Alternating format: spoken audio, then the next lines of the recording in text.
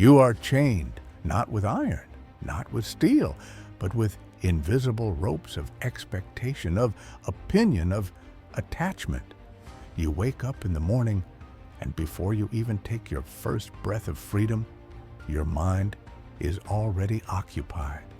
Who texted you back? Who ignored your call?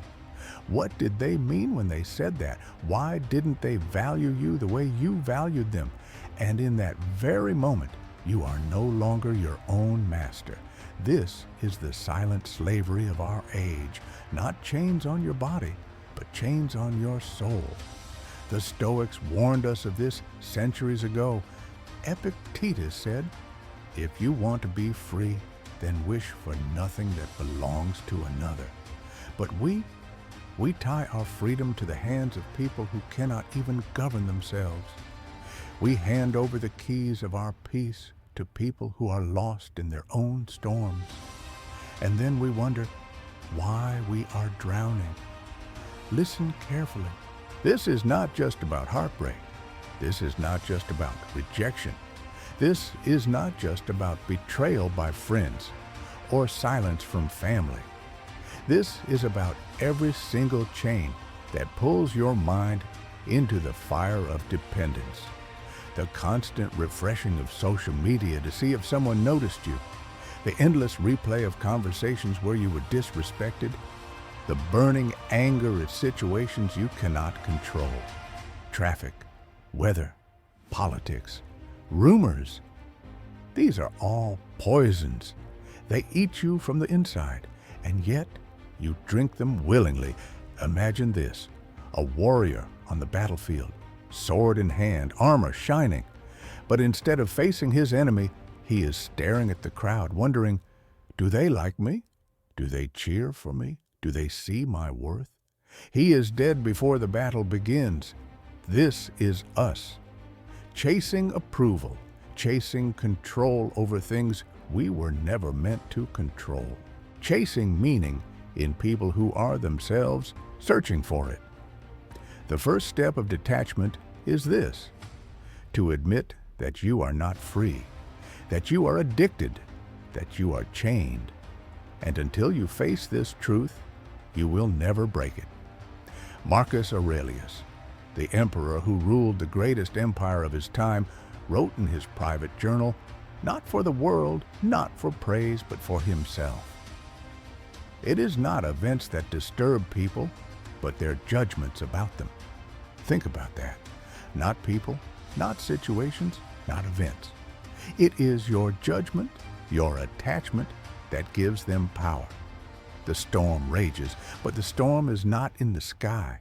It is in your mind. Right now, someone watching this has a name echoing in their chest, a name that refuses to leave their thoughts. A person who wounded them, ignored them, left them.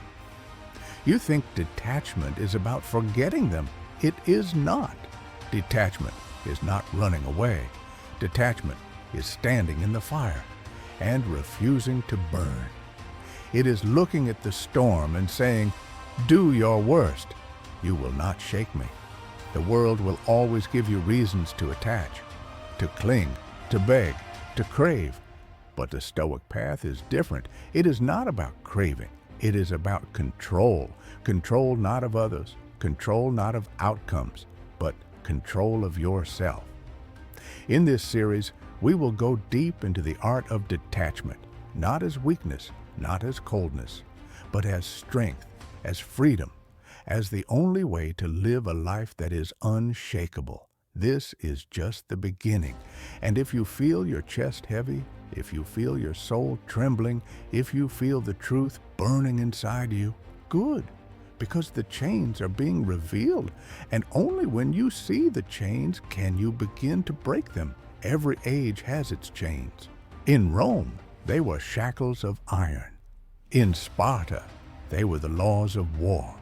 In our world, they are glowing screens, unanswered messages, broken promises, and expectations we quietly bleed for. We live in the most connected time in human history. Yet, we are the loneliest we have ever been. You scroll for hours, chasing fragments of validation. One like, one heart, one comment, and for a fleeting second, you feel alive. But the silence that follows, it feels like death. Every ignored message cuts deeper than a sword. Every unread text feels like rejection. Every moment of being seen but not valued becomes a dagger to the soul. We are prisoners. Prisoners in digital chains, slaves to people who are themselves enslaved by others. Seneca once said, "We suffer more often in imagination than in reality." And never has that been truer than now. A single notification, or the absence of it, creates entire storms in our mind. We replay scenarios that never happened. We create enemies who never existed. We burn with fires that are lit by our own imagination. And what of relationships? We hold on to people not because they are good for us, but because we fear the silence without them. We chase those who mistreat us because rejection feels worse than loneliness. We beg for scraps of attention, mistaking them for love. This is not connection. This is not intimacy. This is dependency, dressed in the costume of affection. Imagine Epictetus, the slave-turned philosopher, watching us today. He who had no freedom of body, but absolute freedom of mind. What would he say? He would laugh at us. He would cry for us. Because we are free men and women, yet our souls are more enslaved than his chains ever made him. Think of your daily life, the panic when your phone is not in your pocket, the unease when someone doesn't reply instantly, the anger when situations unfold outside of your control. Pause, breathe, and see the absurdity. How fragile we have become. How addicted we are to outcomes we cannot control. Marcus Aurelius wrote in his Meditations, "Choose not to be harmed, and you won't feel harmed. Don't feel harmed, and you haven't been." But what do? We choose harm. We seek it. We invite it. When someone ignores us, we tell ourselves a story. I am not worthy. I am unloved. I am invisible. When someone mistreats us, we hold on tighter as if their cruelty defines our value. We build cages with our own thoughts and then cry out for freedom. Look around you. Billions of people chase more money, more love, more likes, more fame, believing it will fill the emptiness. But like pouring water into a broken vessel, it leaks away, always leaking, always empty. The truth is brutal, but it must be spoken. You do not suffer because people don't love you. You suffer because you have made their love the measure of your worth. You do not suffer because situations are unfair. You suffer because you believe life owes you fairness. You do not suffer because things fall apart. You suffer because you expect them to last forever. This is the disease of modern life, not heartbreak, not rejection, not loss, but attachment. We cling to what was never ours to begin with. We cling to people as if they belong to us. We cling to outcomes as if we control fate. We cling to illusions, and when they fade, we call it pain. Picture yourself as a traveler on a long journey. You stop at an inn. You meet strangers. Some are kind, some are cruel, but you must move on. Would you chain yourself to those strangers, refusing to leave the inn crying that they didn't value you? Or would you rise, thank fate for the encounter, and continue the path that is yours alone? Life is the same. People are inns, situations are stops. You are the traveler. And yet, you chain yourself at every inn. No wonder your soul feels heavy. The Stoics did not preach detachment as coldness. They preached it as clarity. They taught love fully, but do not cling. Work with passion, but do not expect. Walk with people, but do not depend. Because The moment your peace depends on another soul, you have surrendered the kingdom of your mind. Now pause for a moment. Ask yourself this: who owns your peace? Is it you, or is it scattered in the hands of people who don't even think about you? If the answer is not me, then you are enslaved. And until you face this truth, you cannot be free. When the world wounds you, your first instinct is to bleed. When people abandon you, your first instinct is to chase. When fate turns against you, your first instinct is to curse. But the Stoics asked, why should you give your enemy your soul as well as your time? Why let rejection chain your spirit when you are still free to think, to act, to rise? Let us walk into the ancient world, Rome, the empire stretching across continents, glittering in power, yet rotting in betrayal. There sits Marcus Aurelius, emperor of the known world. His generals conspire. His closest allies plot behind his back. Even his own son, Commodus, grows corrupt with arrogance. He could have drowned in bitterness. He could have clung to loyalty that no longer existed. But instead, he wrote quietly in his journal, "When someone does you wrong, they wrong themselves. They cannot touch your mind unless you let them." This was his shield. Detachment not from love, but from expectation. Detachment not from people, but from the illusion that people will always act justly. Now let us turn to Epictetus, born a slave, whipped, beaten, laughed at. One day, his master twisted his leg until it broke, and Epictetus, through the agony, said calmly, "Soon you will break it." And when it snapped, he did not cry in despair. He did not cling to anger. He simply said, "Did I not tell you?" Why? Because his body could be broken, but his mind was untouched. He had already detached from what he could not control. Pain was real, but suffering, that was a choice. And what of Seneca, advisor to emperors, friend of power, enemy of envy? He wrote to a friend, "We are not given a short life, but we make it so. We are not ill-supplied, but wasteful of it." What does this mean? It means that most of our suffering comes not from life itself, but from how we chain ourselves to what is already passing. The praise of others, the loyalty of friends, the promise of permanence in a world that is always changing. Seneca's weapon was perspective.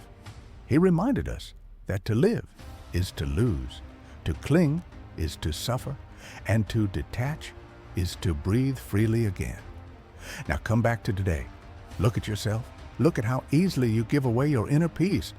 One message unanswered, and your mind spirals. One insult thrown, and your spirit collapses. One relationship ending, and you feel life has ended with it. But what would the Stoics tell you? They would say, this is not the end. This is training. This is the battlefield of your soul. Marcus fought betrayal. Epictetus fought slavery. Seneca fought time itself. And you are fighting heartbreak, rejection, failure, uncertainty, different masks. Same war. So how do you fight? With Stoic weapons. The sword of control, Epictetus taught. Some things are in our control, others not. Your thoughts, your actions, your values, these are yours. Everything else is not. Wield this sword and cut away illusions. The shield of perception. Marcus said, "If you are distressed by anything external, the pain is not due to the thing itself, but your estimate of it. Reality does not wound you. Your judgment of reality does. Lift this shield and most arrows will fall before reaching you." The armor of impermanence.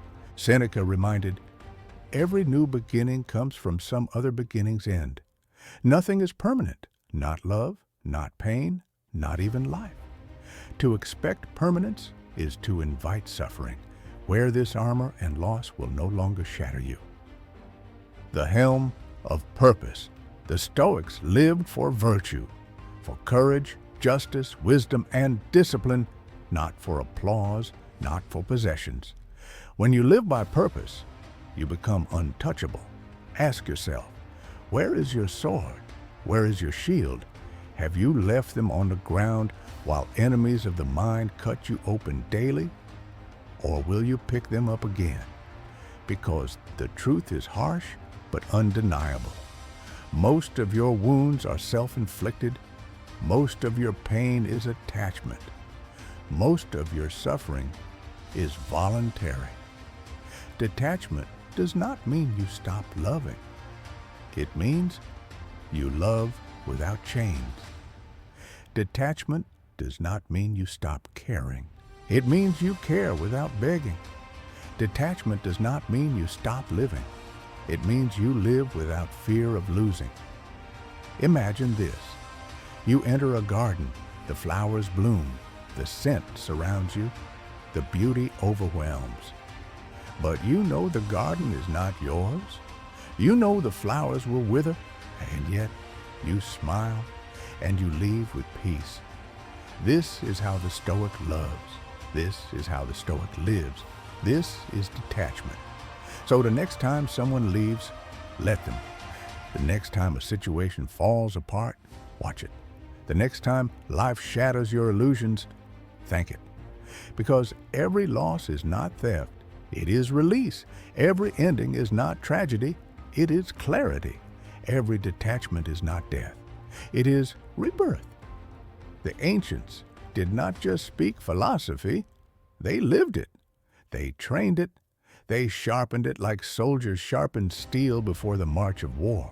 You and I, we bleed from invisible wounds. We suffer more in imagination than in reality. We chain ourselves to people, outcomes, and illusions, but the Stoics left behind a battle plan, not words for the page, but weapons for the battlefield of life.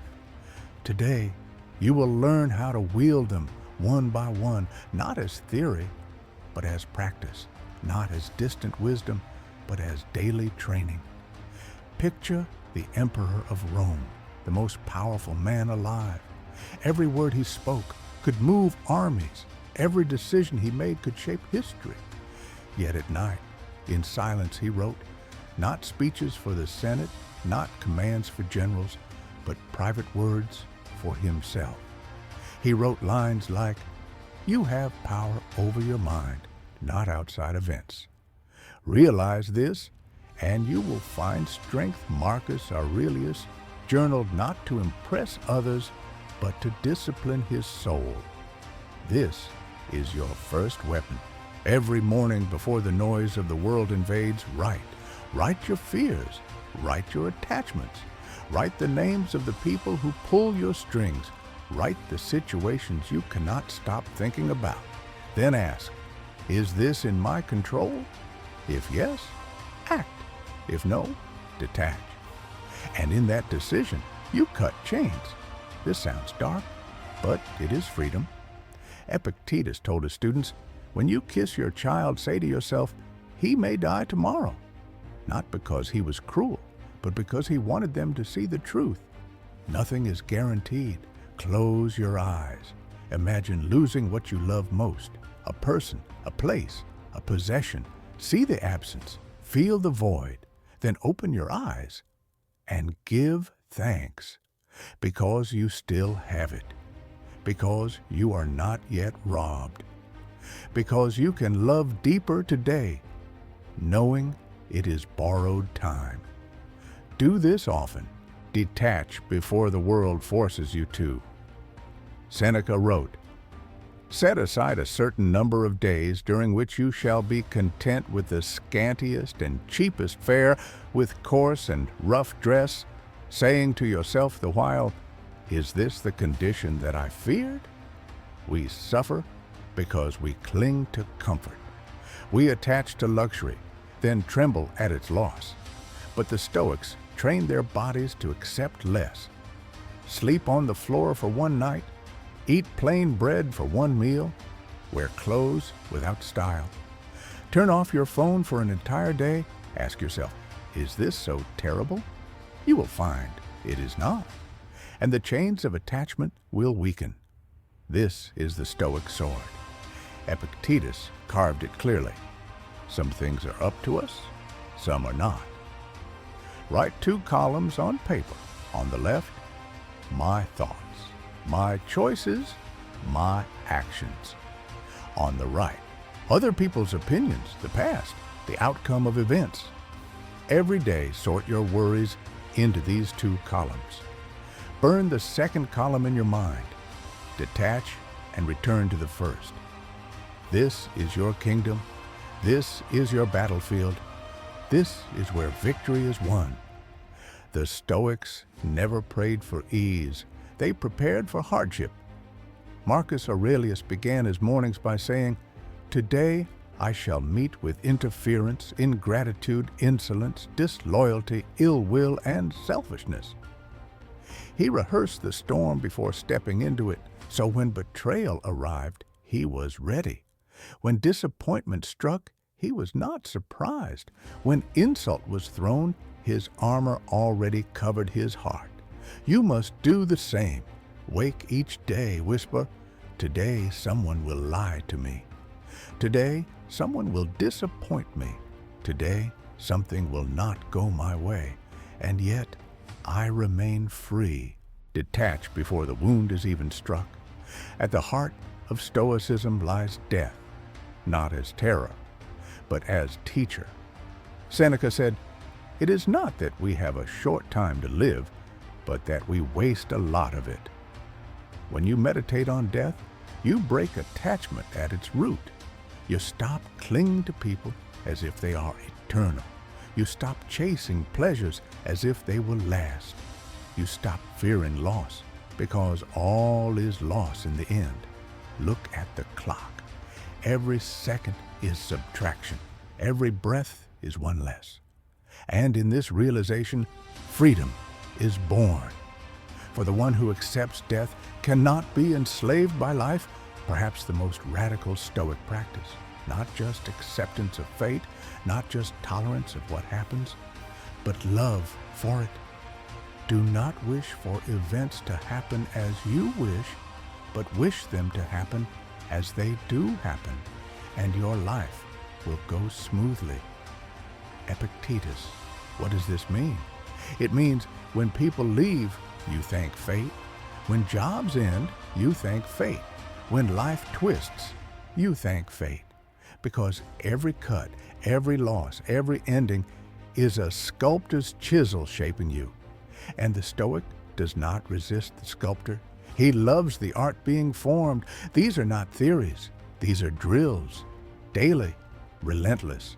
They transform detachment from an idea into muscle memory.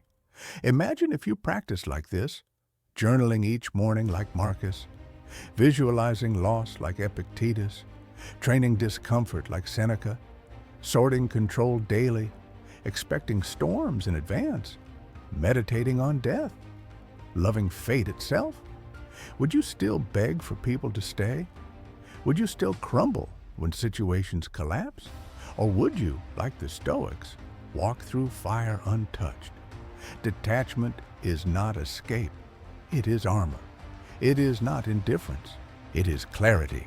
It is not coldness. It is strength. To practice is to be reborn. To train is to be free. The world hides a secret, a brutal, merciless truth, one that most people spend their entire lives avoiding, one that, when finally faced, either destroys a man or makes him unbreakable.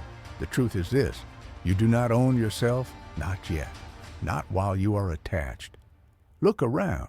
People walk, but they are slaves, not to kings, not to emperors, but to the invisible chains they forged with their own hands. One man is chained to wealth. His happiness rises and falls with the numbers in his account. Another man is chained to love.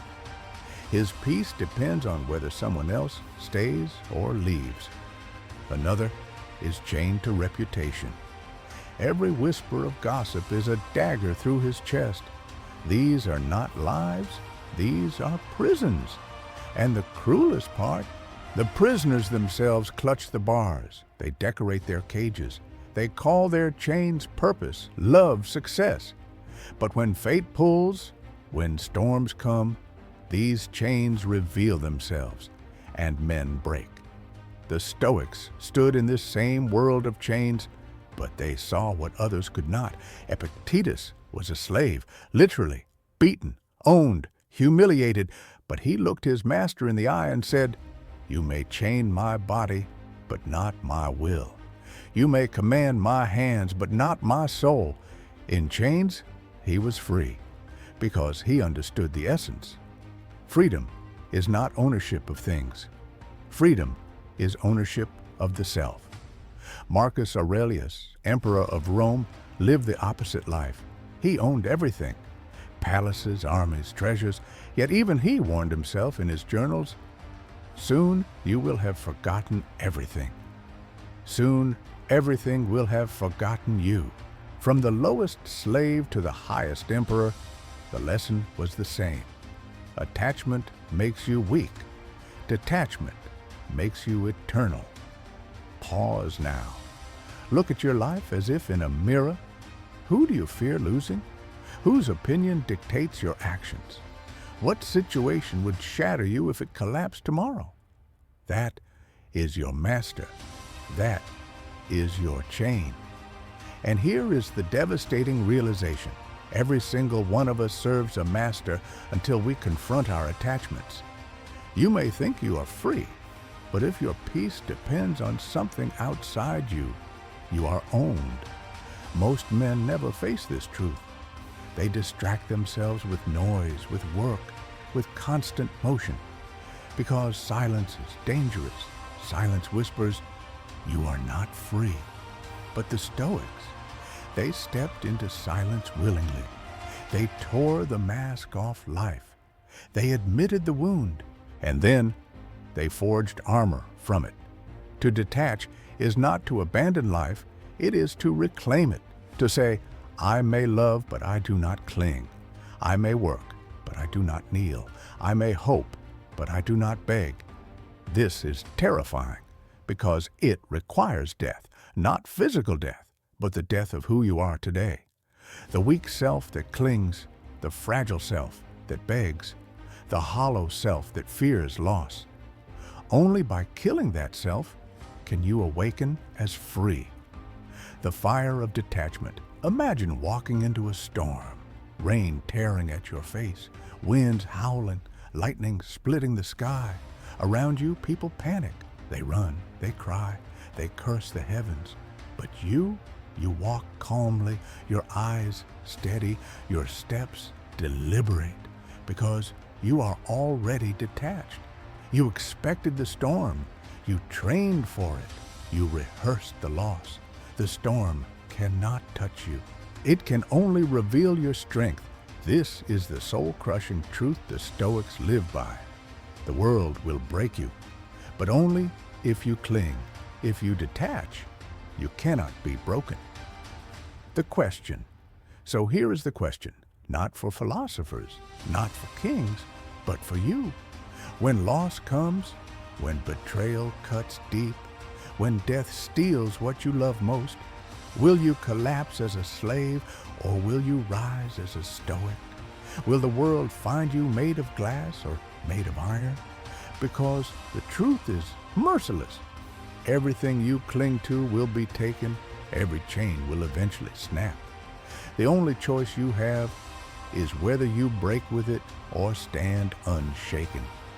This is detachment, not weakness, not coldness, but the highest form of strength, the fire that consumes chains, the freedom that cannot be stolen. And when you claim it, truly claim it, the world itself bends, not because you control it, but because nothing in it controls you. When you detach, the world misunderstands you. They call you cold. They call you heartless. They whisper that you have lost passion, lost fire, but they are blind, because detachment is not the absence of love. It is the purification of it. A man who clings does not love. He grasps, he cages, he suffocates. But a Stoic can love without fear, because he does not own. He simply appreciates. And in appreciation, love becomes infinite. This is the paradox of detachment. What you release, you finally hold. What you let go of, you finally see clearly. Every philosophy sounds beautiful in silence. But life does not test you in silence. Life tests you in chaos. You will lose a friend. You will lose a lover. You will lose money, comfort, health. And in that moment, you will hear two voices. The first voice will scream, collapse, curse, rage, give up. The second voice, quieter, deeper, eternal, will whisper, stand, breathe, endure. The first voice is your chains. The second voice is Stoicism. Which one you obey, that is who you truly are. Detachment is not proven in meditation. It is proven when life rips your heart out and you still walk forward. People will test you, they will insult you, they will betray you, they will mock your silence, mistake your calm for weakness. Do not explain, do not beg, do not try to convince. Remember Marcus Aurelius, the best revenge is to not be like your enemy. When others descend into anger, stay still. When others drown in desire, stay steady. When others collapse in fear, stay upright. This is not arrogance, this is mastery. And mastery shines brighter than 1,000 arguments. Everyone wants to conquer the world. Few dare to conquer themselves. The man who conquers cities is celebrated, but the man who conquers his mind is eternal. Detach from people, and you stop being a servant. Detach from situations, and you stop being a puppet. Detach from outcomes, and you stop being a prisoner. In that silence, you realize you already own the only empire that matters, the empire within, and no one can invade it. No storm can drown it. No betrayal can shatter it. No death can erase it. Listen carefully, because this is the last truth you must carry. Everything you love will fade. Everything you build will fall. Everything you hold will slip away. But you, your character, your discipline, your soul, that endures. Detach not to escape life, but to live it fully. Detach not to kill love, but to free it. Detach not to lose power, but to reclaim it. The world will break you, but if you walk the Stoic path, it will break around you. So now the choice is yours. Remain a prisoner of chains, or rise as a master of yourself. If this message struck you, carry it forward, not for me, not for this channel, but because the world needs more men and women who cannot be broken. The choice is not tomorrow, it is now. Detachment begins the moment you decide, and that moment is here.